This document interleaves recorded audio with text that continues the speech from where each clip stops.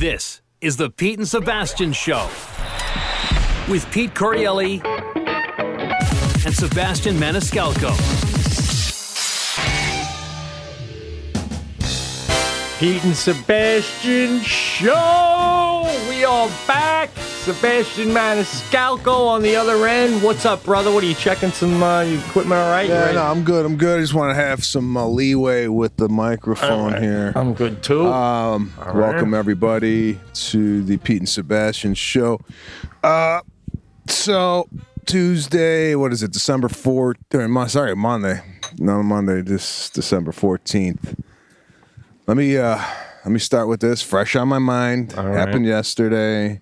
And I want to pick your brain because you're the only one that would understand this because you're a comedian.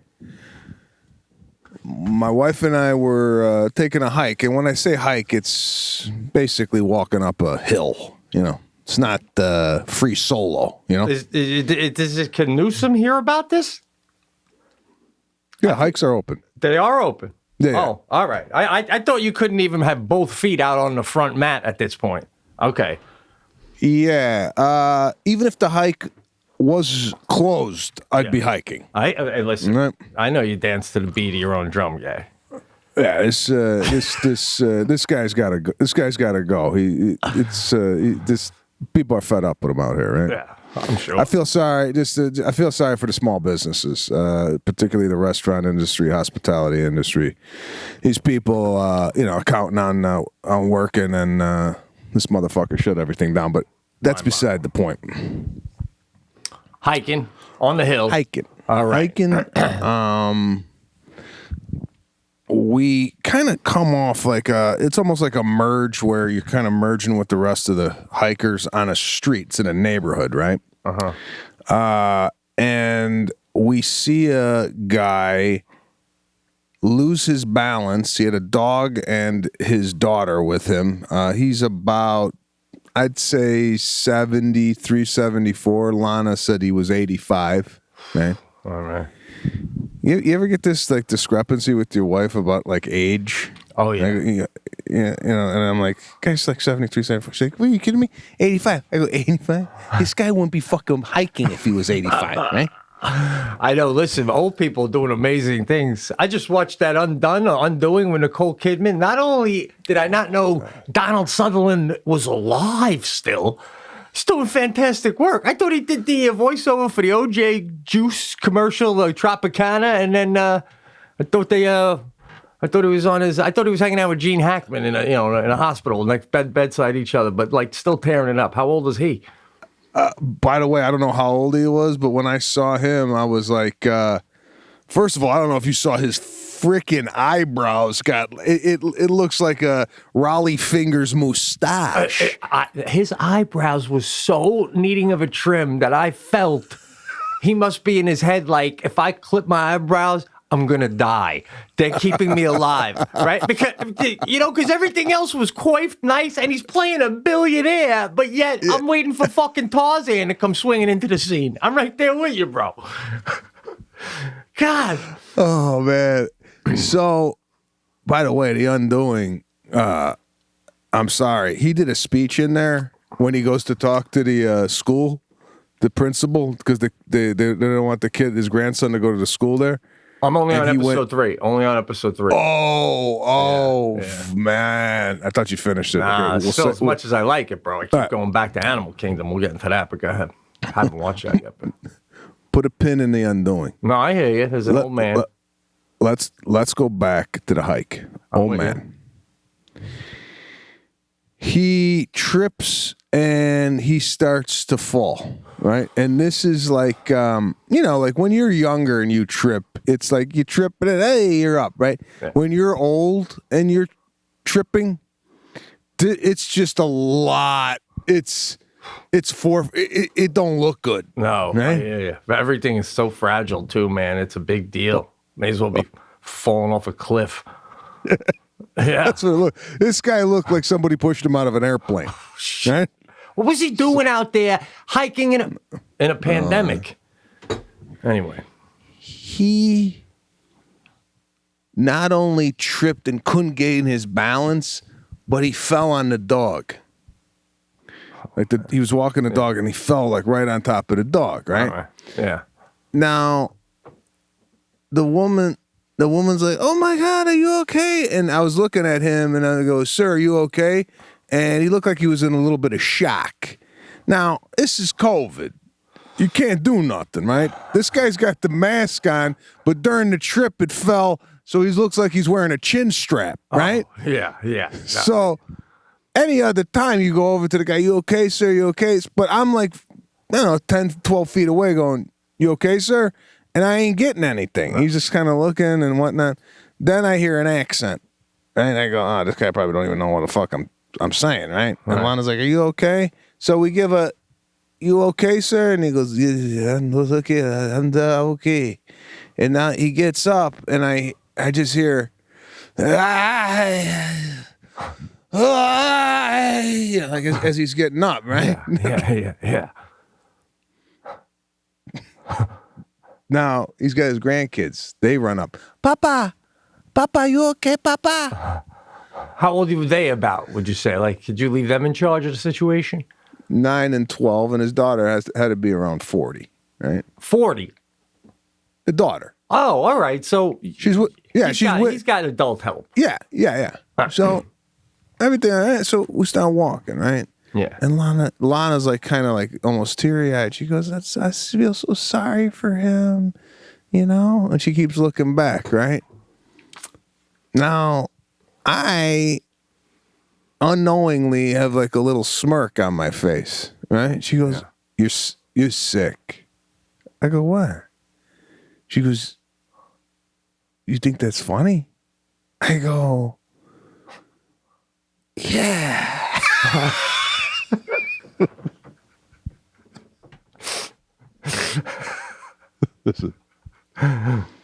I assessed it. Right. He's okay. Boom. Yeah. Got up, stood up, everything okay, sir? Okay. I walk away, and my mind goes to humor. Time to laugh about it. I'm right there with, yeah. Okay, so I'm not off, right? Like, do you have this with your wife where you are laughing? She, "What are you laughing at?" And you just, because you're a comedian, you always kind of look for the humor in things? She tends to laugh a lot at the same things as me, but there is a little bit more of, the dissecting of things where she's like, "Oh my God, give it a rest," taking it. But when you're telling me the story, where I thought you were going to go with this, because when you told me that Lana was tearing up, I thought you were going to tell me you made fun of that. Like, I'm like, what are you tearing up about? But in my eyes, this guy's lucky. He's lucky to be able to be hiking with his dog and his grandkids at his age. Most people at that age are dead, right? I'm supposed to shed a tear because he slipped on a pebble? I mean, and by the way, when I'm that old and if I fall, it's going to be that big of a deal. I ain't going to be hiking in another fucking country. You think I'm going to be in Venezuela? Holding my ankle, looking up at some old guy going, English? What the fuck? You hike on your home turf after 70, right? What the fuck? Get a fucking cave and speak to me. I don't even know what's wrong with you, Indian guy. What the fuck? Even their noises, is that a relief noise or is that a pain noise? Do you ever see Chinese people? Half the time they sound like they're fucking dying and they're just talking. So, can't tell with anybody. This guy's out. Bro, I can't believe you even stopped. His mask falls off. In a pandemic, that would be like gushing blood in 1985 with AIDS, right? I'm gonna fucking hop right over you, guy. So that's how I feel about the whole thing. God. I mean, geez, you're practically a priest. Fuck. Tear in a ride. That's what I had told Lana. She goes, "You're sick." I go, "What am I sick about?" She goes, "That to be laughing that someone fell." I go, "Listen, right? People falling is top 3 things that are funny in life. No, once I confirm that everybody's okay Absolutely. It's hilarious. Right? Falling out of a chair. God, you ever see someone just disappear from the fucking table? It's hilarious, right? I did that about just right before the pandemic. I was out at a pizza joint with another family and their kids and my kids and Lana, and I leaned back on the chair, boom, gone. Not only was Lana laughing, but like other people at the restaurant were laughing. And I'm sorry, right? When you fall, you have to just automatically tell the people, "I'm all right. Don't worry about it. I'm okay." You know, right. Or you laugh. Don't leave people in like limbo. Like this guy was like. You know, like he was disoriented, but guy, whatever language you speak, just go okay. You know, like just say something. Yeah, let us know if we should be laughing or helping. Right, that's what we want to know. You bring up a great point when somebody falls and then they laugh. Oh, I love it. He's laughing and we're laughing. Oh my God, it's the best. If the person who fell starts the laughter, it's even better because now it gives license to the group to laugh. But this guy, come on, man, just make it. You all right? What are we doing here? You know, just right. So I go, Lana, he fell on the dog. I just the way it all happened was just he fell on the dog. The chin strap, the accent, papa. It's like something out of a foreign film, right? It's like, oh God! God. Did she say what made her tear up about it? I mean, were they calling an ambulance? She's like, I hate when old people fall or injure themselves. I said, I understand that, but again, you know, once everything is cleared, now we dive right into the humor of the stuff. You know, like as soon as this happened, I go, cast. Yeah. Right? Yeah. Bro, isn't it hard to believe, though? I still can't wrap my head around the idea that there's going to be a time in my life where when I go to trip and fall, as I'm falling, in my head, I'm going to go, oh, this could be it. Like I could die. Right? Normally, you just brush off you. I'm sorry. I feel like when I'm 87, I'll still hop right back up. I feel like I'm going to be that guy. I'm never going to be that guy. It's not going to fucking be me, man. I'm sorry. You know? I might have to put myself down, bro. I'm thinking that I feel like I'm going to be 120 and just turn around and go, listen, let's just wrap this up. I don't even know anybody. They're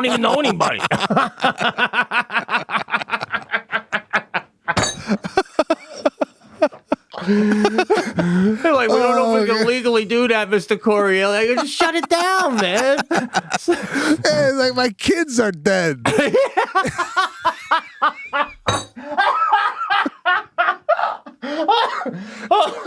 I'm so sorry to hear that. No, Sadie was 87. Don't even. She had a good run. Yeah, like if you're burying your 88-year-old daughter, is that really sad? Or are you just more like, what the fuck? Can I hop in there too? Oh, Jesus Christ. Bro, we should stop the show now. This can't keep being free. This is ridiculous. My dad, I meant to tell you, he calls me 2 days ago, we're talking, and he goes, and he can never just come out and admit, like, he goes, I don't know how it came up on my phone or whatever, but it came up, and I got to tell you, I ended up listening to this whole episode. The last one was Sebastian and Leno with his toe, and you telling Sadie, lying to her about the war. It's fucking goddamn hysterical. I mean, I couldn't breathe. It was hysterical. And he goes, you guys, that shit is free? That is free? Jesus Christ. I mean, you guys are unfucking believable. God, my buddies at golf would keep being like, Fred, you got to hear your son and Sebastian. It's unbelievable. What an endorsement, baby. There it is, coming from the own father. Oh my God, man! No, it's. So we got to talking, and then like Lana started laughing about it.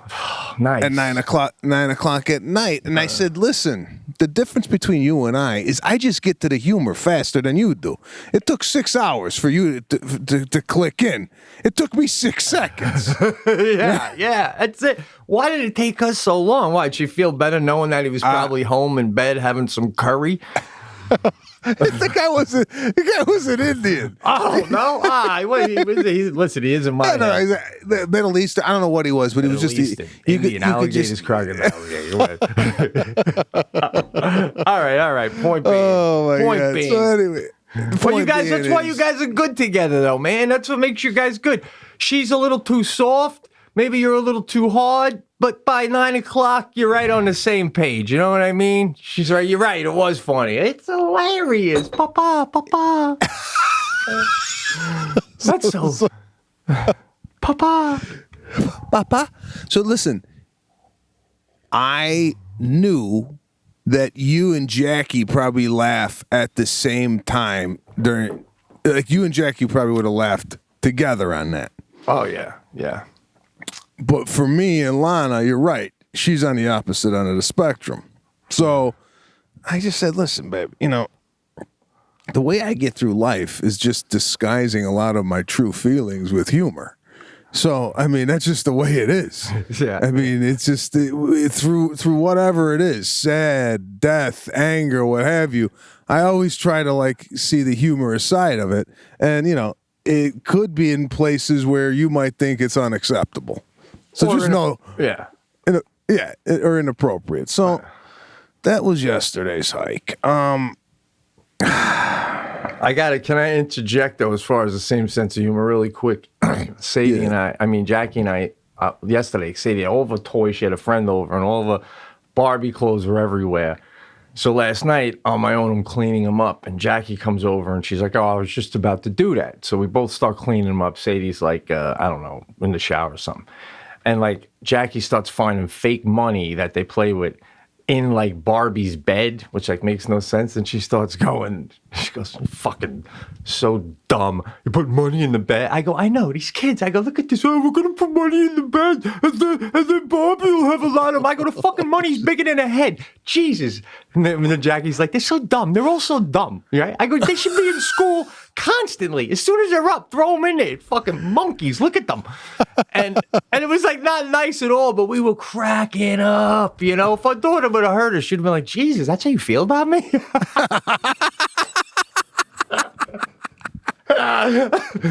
Oh my God. So yeah, well, but maybe it would be better if one of us was a little more the other way. So what up? What were you about to bring up another story? Well, I wanted to ask you, Sadie's 8 years old? 7. Okay, 7. At what age do you think a kid knows there's no Santa? It's funny you bring that up because she's on the bubble, right? And this year, I was driving her to school about a week ago, and I said something about Santa, and she goes, "Oh, maybe it's not Santa, Dad, bringing the toys." And I'm like, "What?" I'm looking in the rear view, and she goes, "Maybe it's you and Mom." And I'm like, "Oh yeah." I go, "What are you even talking about?" And then I go, "When would I be doing it? I come down the stairs with you in the morning." I go, "Who's more excited than you, Daddy?" And she's like, "That's true." I go, "So I don't even know what you're saying."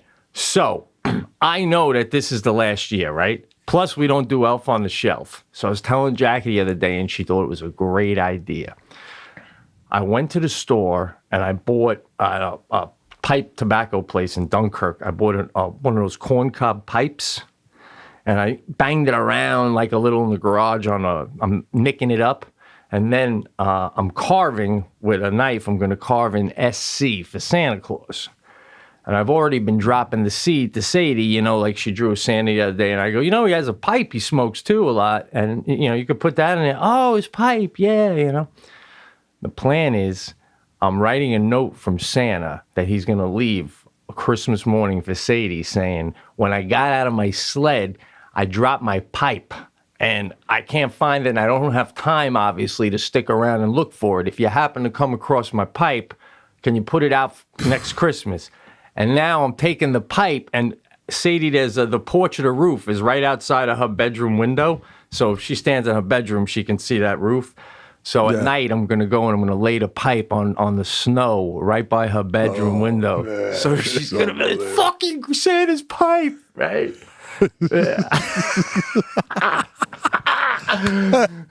Oh, this is commitment. I love it. You know, it's just trying to keep the dream alive, which I understand. You know, and me having kids now, I understand, you know, like, but I got to tell you, I was golfing with a buddy of mine, and he goes, oh, man, it's going to be terrible. I think this is the last year. It's going to be terrible when, you know, there's going to no Santa Claus anymore. And I go, how old's your daughter? He goes, 12. Now.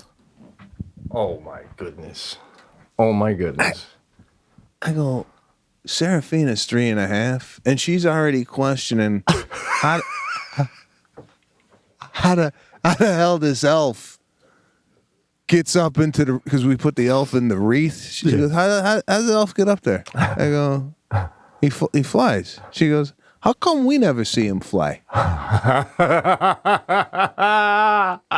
So she's like, Daddy, she wants to put the camera that we have in her room to watch her sleep. She's like, can we get another camera so we could see him fly up to the wreath in the living room? Like she wants video footage. I see what you're saying, man. Right? So, your daughter's gonna be a lawyer. I'll tell you that already. 3.5, but by 5, she's gonna help you hide the elf for Caruso. Hey,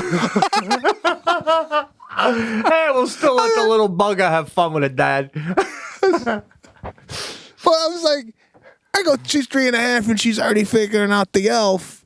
Your daughter's 12 and she's still thinking with the internet. I mean, like with the internet out, right? Internet wasn't out when we were kids, so you know, we were in the dark. But now with the internet and the access to information, you're 12 and you still think there's a guy coming on the roof down the chimney. Come on. If my daughter believed in Santa by 8, I'm gonna sit it down myself. Right? I'm like, you embarrassing yourself at the bus stop? You sound like a fucking meatball. They're making fun of you. It's like, when do you just take your daughter or your son aside and go, listen, it's a scam. This shit, it's me. I mean, because you can't go to school as a teenager going, you guys think Santa's going to come this? You can't do that. You get your ass kicked. Oh, my God. Listen, I think it's at the point when he does tell his daughter, she's 12, she's going to go, guy, I knew since 8. I was just going along for you because you and Mom seem to love this wacky shit so much. I didn't want to shut it down for you. You know, and by the way, do you remember when you were a kid? It's amazing. The minute you find out there's no Santa and it's your parents, I don't give a shit if the devil is delivering this shit. As long as there's materialistic shit under that tree every morning, hey, you know, you guys work it out amongst yourself. No Santa, no problem. I don't give a shit. Right? Yeah, I would be happy. Like, now I could just go right to the source. Ma, I need a bike. You know? Oh, right? It's like I get to work Santa all year long now that I know it's you, right? Yeah. What'd Dad say about the bike? Your parents no more letters. I want this. There's the North Pole. Fuck this, right? I just sit. I'll tell you at dinner, Ma, what I need. You know my sizes. It's perfect. Oh God, that's so funny, man. I just thought it was 12 years old. I mean, I understand wanting to keep the dream alive and what have you, and I think the kids know. But they play, like, listen, I think I fell off my mom's bed. I was jumping on my mom's bed like when I was 7. Yeah, it must have been around 7, 8 maybe. I fell off and I landed on the floor and I saw all the gifts underneath the bed. Right there, I knew. Oh, wow. Oh. Right? Yeah. So that's funny. I remember my parents had their bed like on a corner So there was an area behind the bed. And once I knew they hid the stuff there, kind of ruined it for me a little. But my mom was a teacher. And my dad worked early. So I was like the last one out the door in the morning for school. I would go behind the bed. I'd literally play with my Christmas toys, like the big army men. I'd play with them on the bed, and then I'd put them back behind the bed where they were. Yeah. So. Oh my God. Yeah.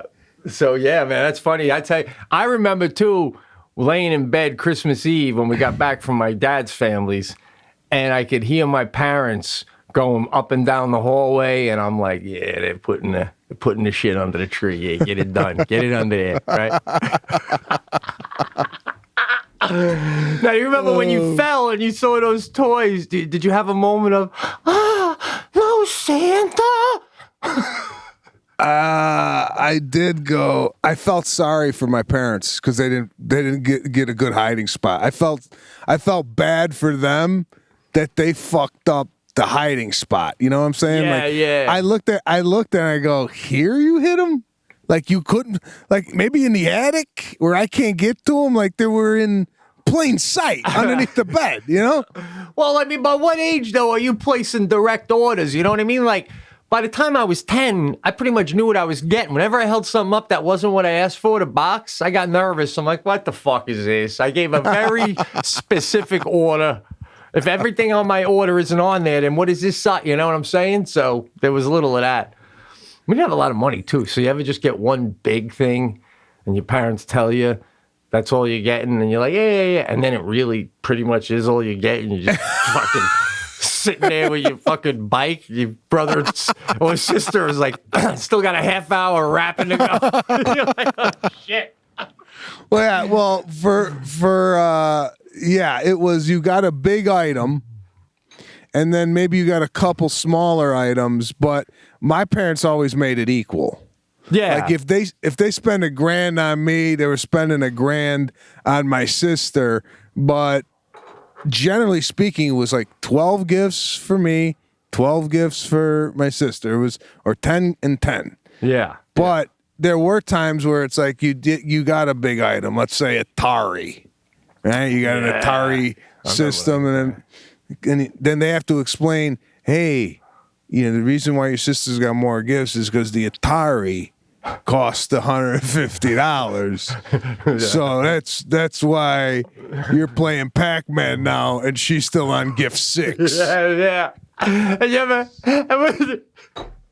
so then she's on gift 6, and you hold up your Atari box again and like read the back of it, trying to make it last a little longer. Wow, can't wait to use it. Yeah. It's like, yeah, but you get that pitfall in there, and it's go time, baby. Man, oh man. Although, I really look at people's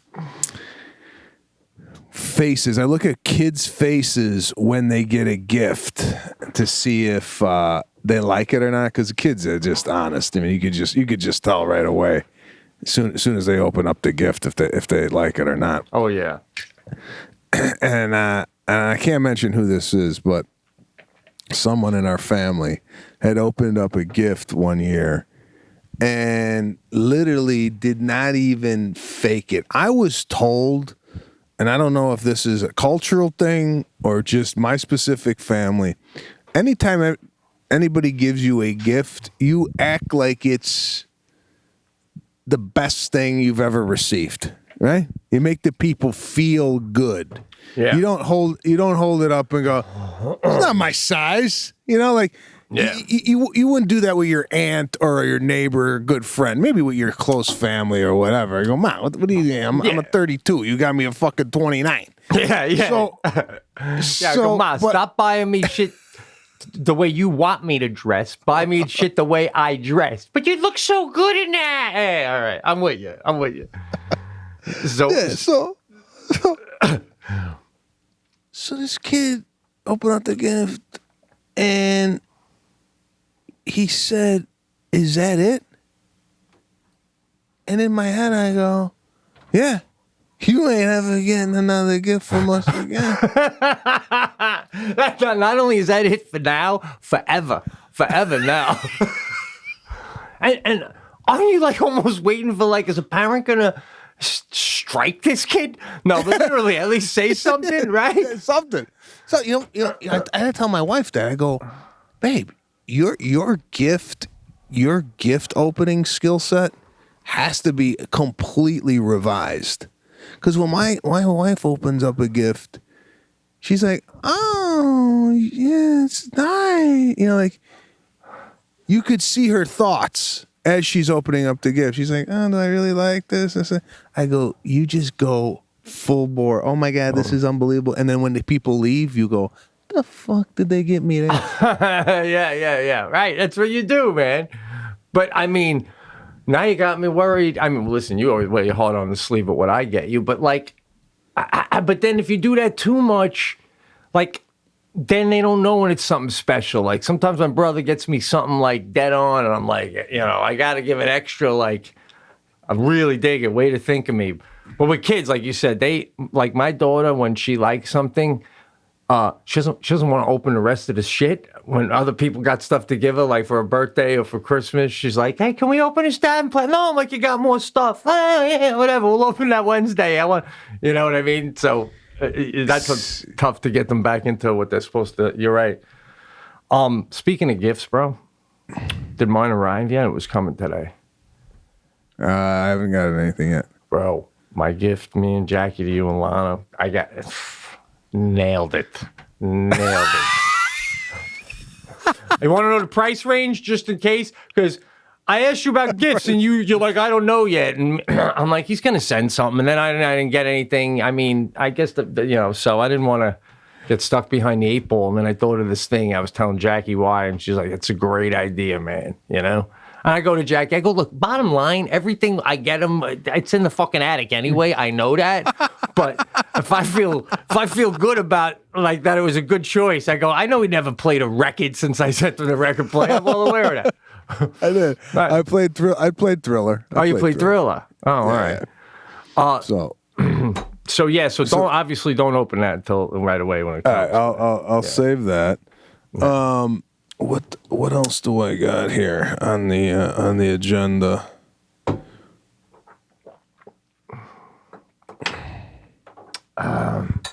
This is what I started doing. Started making fires outside on the fireplace. Like with wood? Yeah.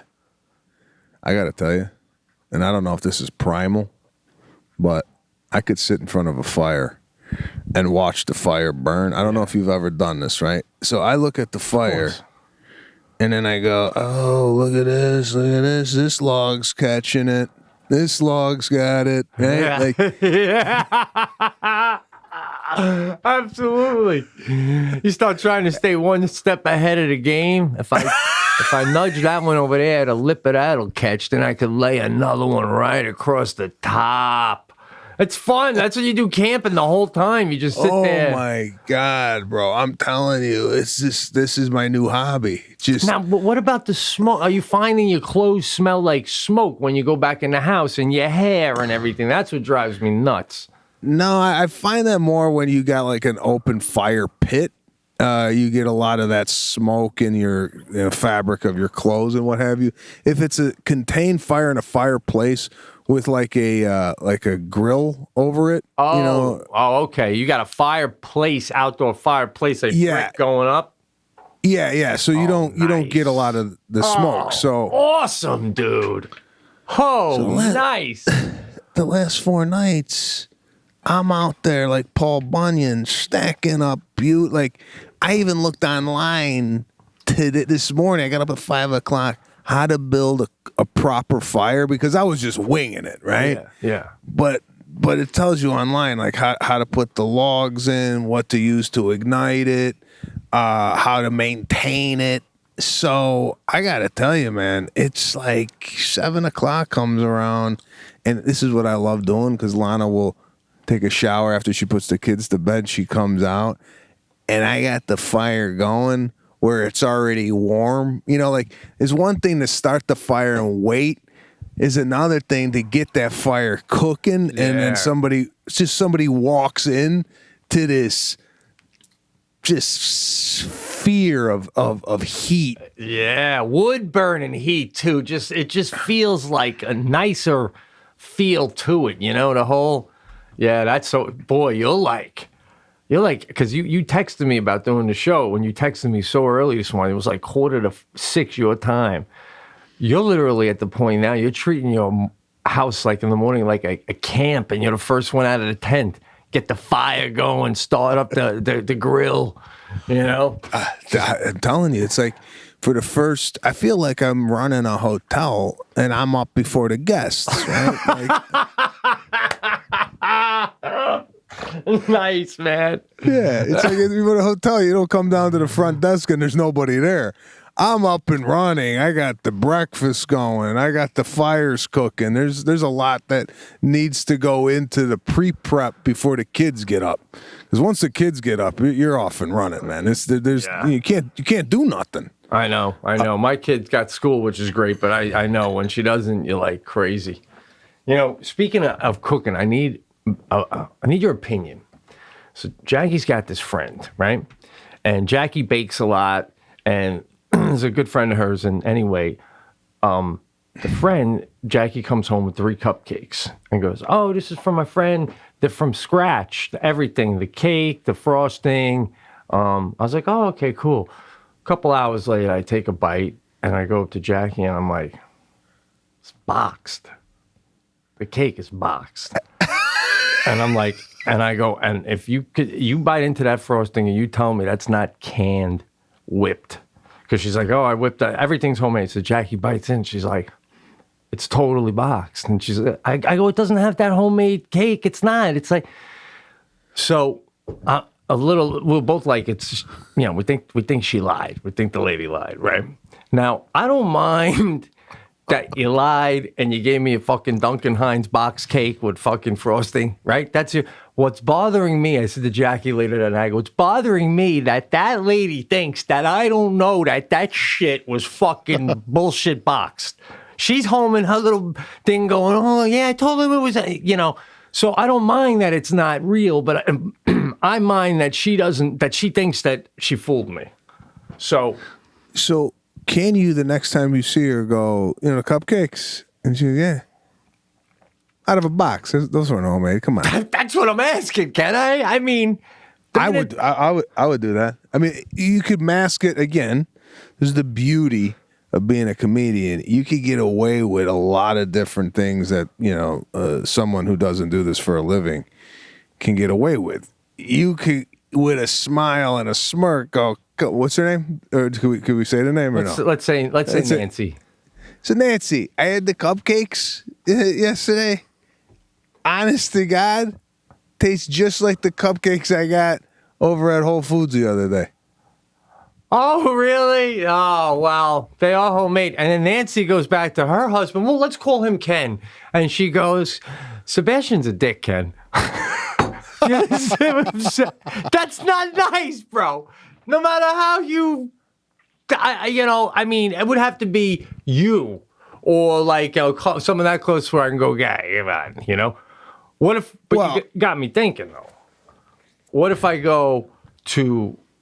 if I pretend to Jackie, like, let's pretend you didn't tell me that she didn't make them homemade. Let's pretend that you didn't tell me they're homemade. So when I see her, I'll go, "Damn, Nancy, those were good. What kind of box mix do you use?" Because I use Topps brand, but that was a good box mix. And then will she go, "Oh, Duncan Hines," or will she lie again? You could do that. Or you could go, "You do me a favor?" Uh-oh. Can you give me the recipe? I like that, bro. I like that. Reverse. Do you have that recipe? God, that was some of the best homemade cake I ever had. And the frosting too. You gotta have, all homemade? All homemade? That's what you got. When you ask for the recipe, go, "All homemade?" And then maybe she'll go, no, the cake was homemade, but the frosting I got, like give her the opportunity to bury herself, Yeah, that's a good idea. I'm going to share that with, because it really is bothering us to the point. Can I get the recipe? Is that all homemade? It's a pause. You going to dig in? Are you going to dig in, honey? Because I will bake it. And if it ain't, yeah. Oh my God! What else do I got? What else, huh? Make sure that's going. A pad, bro. I'm digging it. Oh yeah, bro. I'm just trying to figure out here what. Take your time. Right. Let me. Without going too much into detail, let's just say I'm putting up some barbed wire. Right? I'm not putting it up. I'm having some guys put up some barbed wire along the. My gift almost fits in with this. My Christmas gift to you. Beautiful. Around the property? Yeah. All right. Wow. So I'm watching these guys put up the barbed wire, right? And where they're putting it up, you have to drive like outside the house. They're putting it up on the perimeter. And I'm looking, and because I was curious, if you were putting up barbed wire, what would you wear? Thick leather gloves and like Carhartt clothing, like real thick stuff, right? I mean, you would think I would show up with body armor, right? Right. Yeah, I hear you. But basically, definitely protecting the skin. Because how do you put up barbed wire without getting caught in the barbed wire, right? How do you? They got a system. I'm sure they got a system. I don't know. You got to handle the wire. You have to touch it and handle it, right? So, don't you think you wear like some metal gloves or something that would protect you from getting your wrist sliced open during the install? Absolutely, yes. I go up there. These guys look like they're going to Santa Monica Beach. T-shirts, shorts. I go, Jesus Christ. I mean, so I go, oh my God, there's three of them putting this thing up, and I'm like, no, nothing. So I talked to the guy. We got a guy that kind of takes care of the house, right? Yeah. I thought to him, I go, no body armor up there? What the? Yeah, it's funny you say that. The reason it's taking so long is on Saturday, one of them cut their hand wide. Holy shit, man. I'm like, and this is another thing. We got two estimates, right? And we went with the cheaper estimate to put up the barbed wire. Mm-hmm. But you ever notice when you go with the cheaper guy, just the truck is different? Like the truck they show up with to do the job looks like it's right out of Sanford and Son. You're like, oh yeah.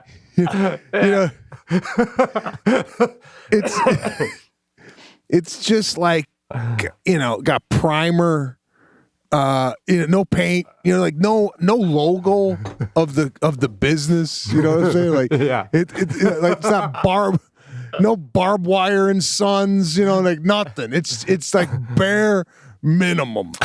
No organization, right? They just shit all over the place in the back. Yeah. When you hire the expensive guy, he's got a place for the ladder on the truck, right?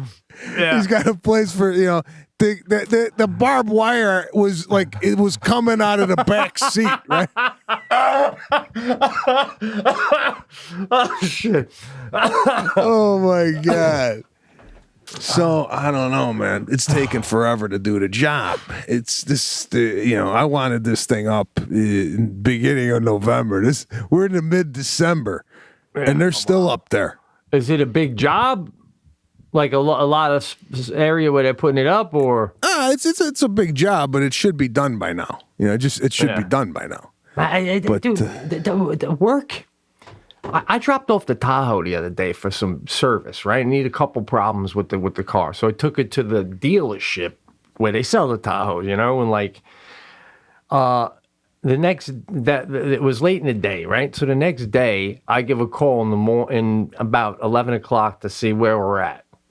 And they tell me the guy, not even a mechanic, but the guy who I'm dealing with on the phone, we'll say his name is Terry. Terry's out to lunch right now. I'll have Terry give you a call as soon as he gets back, right? I don't know. Are you like me? What is this lunch shit? Like when I worked, I didn't have fucking lunch. I mean, I bit into a sandwich, but if somebody needed me when I was eating a sandwich, every boss I ever had would say, put down the fucking ham sandwich. Someone's at the counter and they need it. I don't go, the fuck? What is this? Italy with siesta bullshit? Get fucking Terry to put down the tuna sandwich and tell me what's up with my Tahoe, fucking Terry. God damn. What are you, a fucking elementary school teacher? What is that? Who does that? Lunch? All right, go ahead. Hey, finish your wheat thins, Terry. Go ahead. Finish your fucking wheat thins. Call me back. Go ahead, bro. No, it's amazing the parallel thinking, because I was just talking to Lana about this shit with this he's on break, he's on lunch shit, or here's another one I can't stand in the same line. You ever email someone and you get the auto reply? Yeah. Just to let me know, when they tell you they won't respond with the auto reply, they'll be out of the office for 5 days. Just don't reply to my shit for 5 days. Why you gotta have your thing tell me? Because they're looking at it. So you know what I do? When they look at it, like when they get an email, they see it. They see the email. It's not like they're holding all their emails and then in a week they're just gonna open them all up and they're gonna see them. Right? That's what I thought.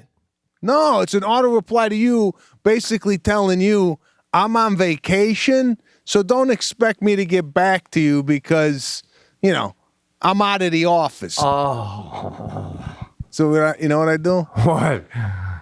If I get the auto reply back, I'm out of the office until I go, all right, I was going to tell you who died. But just, and see how fast you get a response back. Shit! But that's out there with lunch. Now that I know that, when I get an auto reply, I'm going to immediately send them another email going, put your fucking Sidney Sheldon novel down, get out of the sand, and email me back. All right? I don't care. Oh, you're getting the tan. Bullshit. Yeah. Listen, out of the office replies should have been done 25 years ago when the internet came on the scene. You could sit there listening to your TikTok videos and your Instagrams, but you can't return my email? Right. Yeah. Okay. You're right. So, yeah. If you have no I thought they were sending that because they were going to be someplace where they had I'm out of the country and I don't have my roaming on. I don't have my roaming on. I don't pay for roaming, or I'm on a cruise. Come on. You're always connected. I don't care where you are. You could be in Bangladesh in a hut hanging out. There's Wi-Fi. All right. Bangladesh in a hut. Whoa, boy. Rub my feet together. Get me the fuck out of there, boy. So, this lunch thing, though, I can't take it. I'm like you. Oh. I'm like you. This is what, because it's this, put it this way. I remember like it was yesterday. Fuddruckers. I used to work at Fuddruckers, one of my first jobs, and we would get slammed from like 4 to 8:30. Now that's right in the middle of like dinner, and the boss goes, "No one's going on break. No one's having dinner break. Until it subsides."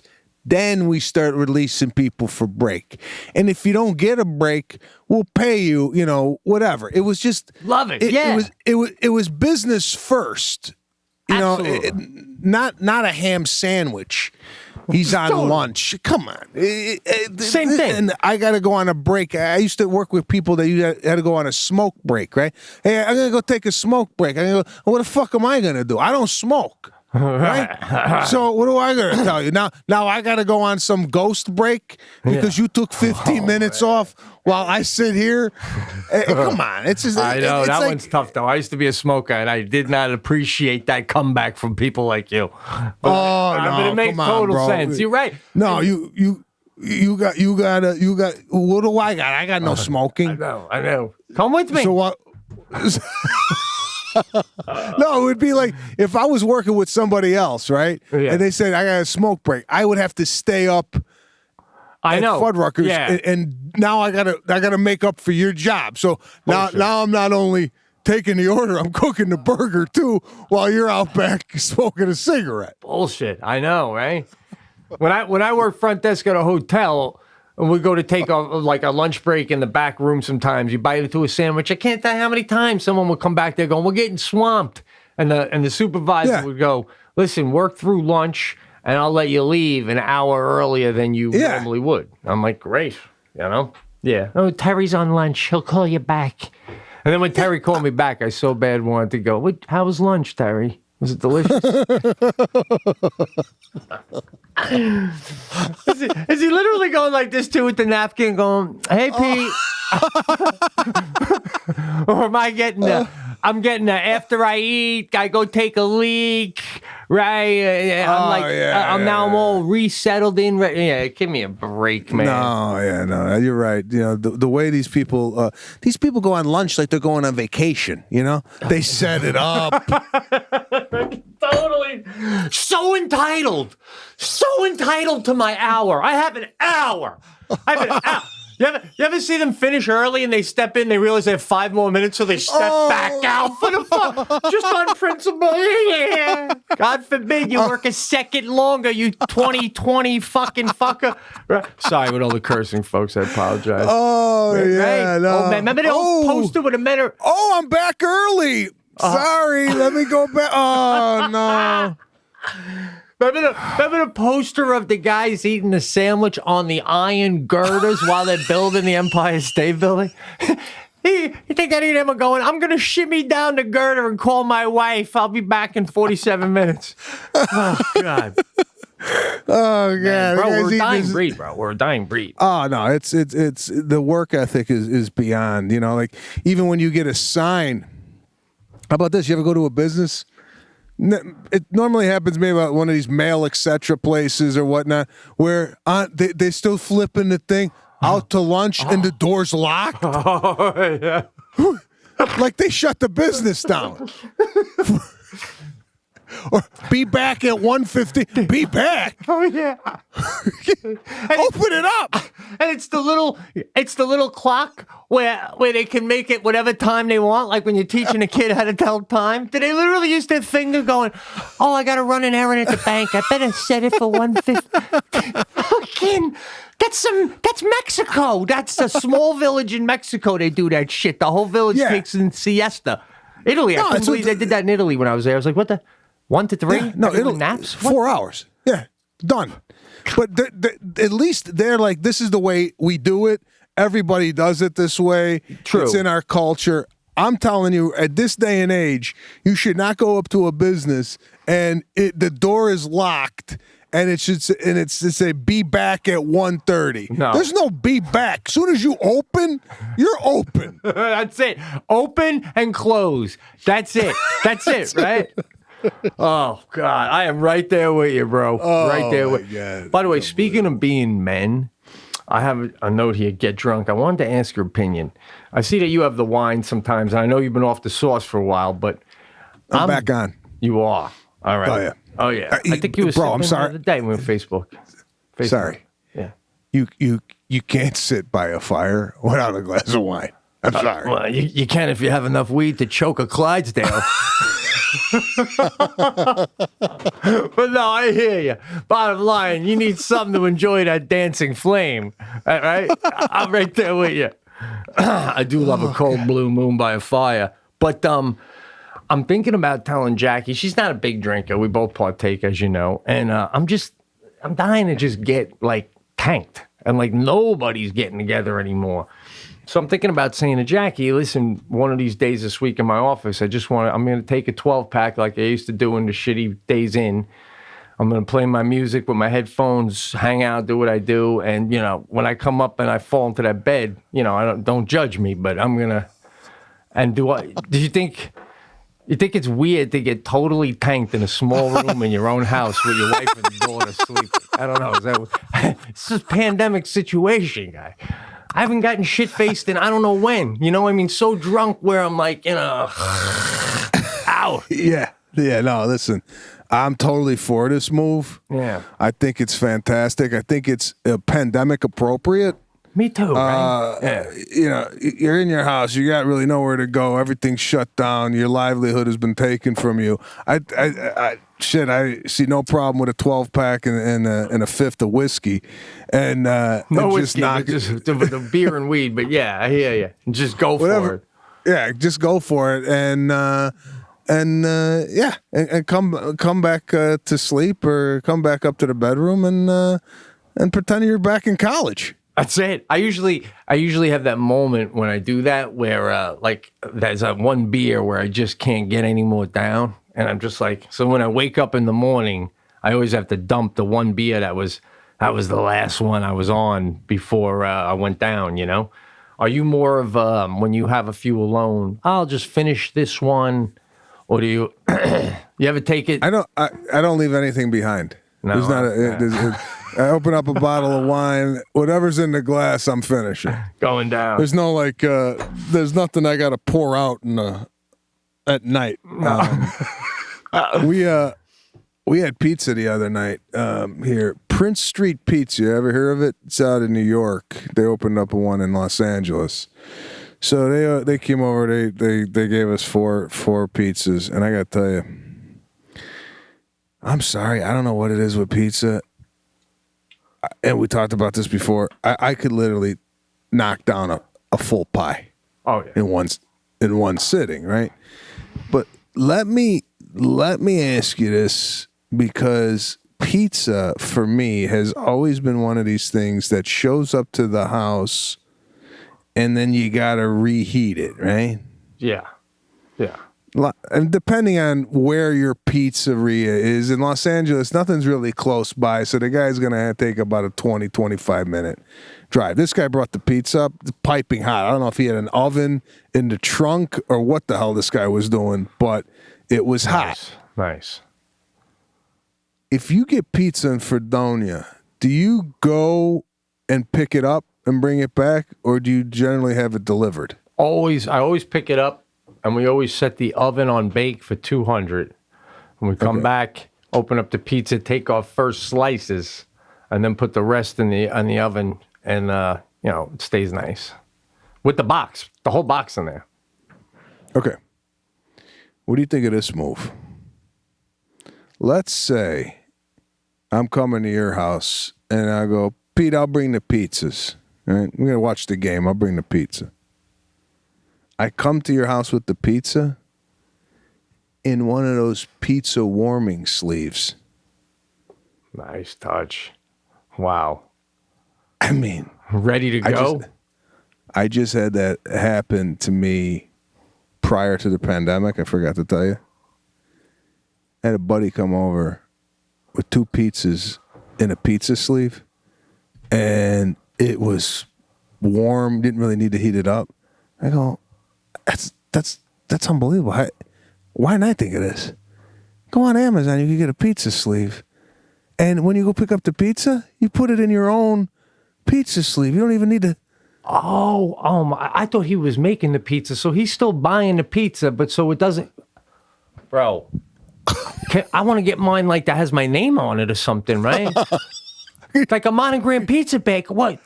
How does everybody not have this? They should come built into the car. Right? Like fucking Sirius XM. I'm serious. Every car, the passenger seat has a pizza bag right below the airbag. And you just take the pie and slide it under there. Oh, you're right. Holy shit. How much on Amazon?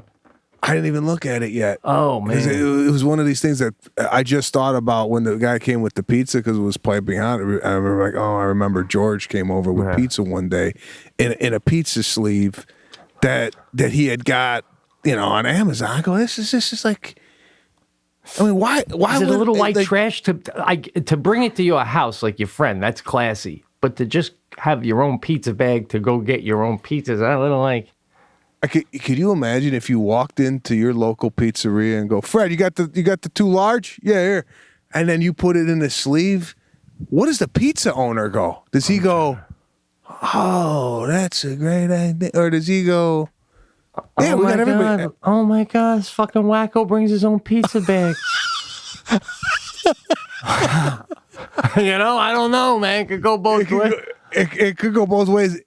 He could go, would you be more surprised if he goes, Pete, what are you doing? And then you have to explain, we got delivery drivers for that. Yeah. You know that, right? Yeah. Or he could go the other way and go, oh, yeah. About 7 out of 8 people come in here. They do the same thing. Yeah. Do you think it's common? I don't think it's common, but I think if you do it at a pizza place and the pizza owner sees it, if he's smart, I wouldn't be surprised if he goes to himself, I'm going to buy a bunch of those with our business on them, and I'm going to sell them for not too much money. A grocery store sells those bags that you can keep using, a Whole Foods canvas bag. Why not have a Prince pizza bag or whatever place, you know what I'm saying? Yeah. That's a great idea. Wow. Yeah. Shit. I think I got to take that up, man. Seriously. Are you, before we roll this one out, I got to ask you, are you going to church for Christmas or Christmas Eve or anything, or no? Are they even open? No. No, I'm, it's a complete shutdown on all church. Our church, it's crazy, but they're having church, but you had to make a reservation. And we made a reservation right away a couple weeks ago for Christmas Eve, the 5 o'clock one. Boom. Yeah. They're not even doing midnight mass. And my in-laws decided they don't want to go. So we have 2 extra tickets. And I'm literally like, I could fucking scalp. I could get like $50 each for my Do you have to pay for them? I don't have to pay for them, but it's sold out. And everybody's like, I didn't realize we had to make a reservation. This is crazy. We're not going to be able to go. So people really want to go. So my sister, Jackie's like, we got 2 extras. So people. Yeah, but that's you can't have anybody who's strangers come with you. This is going to be sitting by you. My daughter's friend and her played Barbies upstairs all day. It's weird, I hear you though. But everybody's got to stay masked up anyway. So we'll see. I've been trying to do a shutdown on it altogether. It's crazy times. Bro, speaking of crazy times, I got to show you something. I was wondering if you'd see it. I'm going to show you something before we end the show. You ready? Yeah. You see that? Is it a tail? Ponytail guy. Look at that. You see it? Oh my God. Oh my God, bro. I didn't believe that shit. Pandemic hair. Did you just were playing around with it and go, let me pop this up Steven Seagal style? Or did you go, I'm going to grow it out and I'm going to make this thing a beautiful tail? No. Before it was getting long and I haven't been cutting my hair and Jackie's like, you got to cut it. I'm like, nah, I'm just going to let it grow long. What does it matter? I'm not doing anything. Let me just let it go. And then the other day when I would comb it out and see how long it was, right before this cast, I went into hair and makeup, which is just hair. And when I was getting my hair ready, it was a serious mullet now, it was like, and it was curling out. So I just started going like that. And I'm like, what the fuck? Let me take one of Sadie's little rubber bands here. And I just knew how to do it because you see the ladies do it all the time. And you go like that. And then I looked and I'm like, there it is. Look at that. Look at that. I'm going to keep that in for the cast. I'm telling you, if you get that growing even more, you could have a nice bushel back there, bro. It looks fantastic. Thank you, dude. If you take a quick look at me, you would think I'm a professional soccer player.